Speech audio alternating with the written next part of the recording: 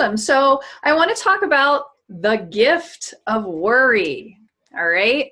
So, so these are some ways that actually reframing, instead of worry as something bad to escape, it's actually a gift to help us grow and heal.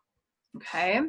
So the first is that just simply by starting to learn how to be aware and that it's present, we can start to plug that energy link. Okay, so it's just realizing that the way we've been meeting worry and letting worry, in a sense, take over our car, be the driver in our car, that we can actually acknowledge it's there, but stay in control and plug the energy loop in that way, right? So awareness is huge. By starting to learn how it shows up, like your body and your breath are always in the present moment, and by being willing to be with those reactions and actually stay with them, you'll get to know worry a little more. It can be really hard at first, and it's just kind of being willing to take some moments to do that before going to, doing something else. All right. The breath is I would say, one of the most important resources to use in meeting that worried reaction. Okay, because I don't know about you guys, but when I get worried, like my mind just fixated on something at night, right? It just attaches it and it just runs that over and over and over again. And the breath is the other side of the coin of the mind, and it can help to start to slowly detach from that constant to start seeing things and start to question it more. Okay, so in the gift of worry is it's actually showing you where you've got energy leaks. Okay, and being willing to be aware and lean into it is how to start plugging those leaks. Worry also shows us where we are living in fear in our lives.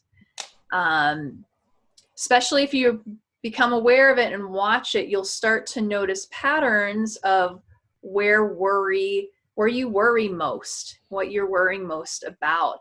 And that's usually places where there's a lot of fear in trying to find control, in that fear state where we start to hold and that just makes everything worse. I mean, you think about just in your body, when you're tensing up to brace for something, it's so much worse than if you can just relax into it. It's like if you fall, if you tense up, you're more likely to get hurt versus being able to go with that momentum. Okay, so it shows us where we are living in fear, which can be really helpful just to know what things we want to explore more. Okay, the other gift of it is it helps us to be able to start to consciously choose where we want our energy to go. So a common saying in yoga is energy flows where awareness goes. I'll give you an example. You were mentioning worrying about your students and how they're doing. Yeah, more. So if you keep focusing on a worry, it might be like maybe even just about one student. Oh my God, I don't know if they're going to be safe. Like, are they going to be safe? What's going to happen? And the mind just starts to make stories about that. Versus if you can catch the mind and what it's worrying on, you can then decide, well, what do I really want for that student?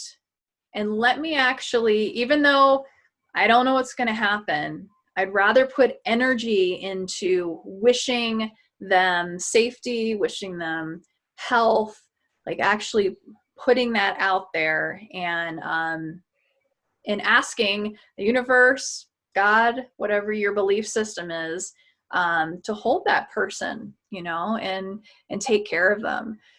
Because what I truly believe is worry sends energy out that we don't want. Like it does exactly the opposite of what we want. All right. So if you can come to that, just even remember, energy flows where awareness goes.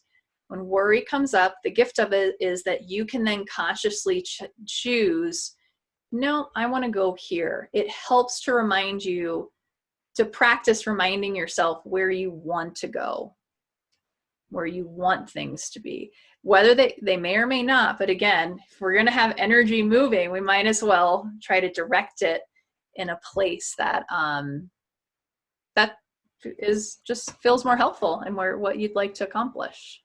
And again, we don't like to feel uncomfortable. Like part of this is our systems trying to, like, you know, it's supposed to feel more safe and secure, right? So good. Well, good. So so I really want, like with every emotion, especially uncomfortable emotions, I just want to emphasize, like, worry is not bad. All right. Anxiety is not bad. We have labeled it as bad because it feels uncomfortable. And it gets at the deep, deep stuff that most of us have about something's wrong with us, or we're not good enough, or we're not worthy enough. All right. And we like to do lots of things to not have to lean into that and be with it. Our mind body system has done a lot to try to protect us from that. Okay. So that's starting to reframe worry as, in all emotions, as a guide, is there to guide us, to show us what we need to look at, what we need to face in order to heal, and continuing to live more and more in just the present. Okay. And it is a process. This is a life process. So you're not going to like do this for a year and like, whoo, you know, everything's rainbows and tulips all of a sudden. No, because life keeps happening. Life is hard. Like being alive brings a lot of hardships. You know, there's pain in living. And the thing is, if we didn't get to experience that, we wouldn't get to know what love and joy and all those other emotions are as well too.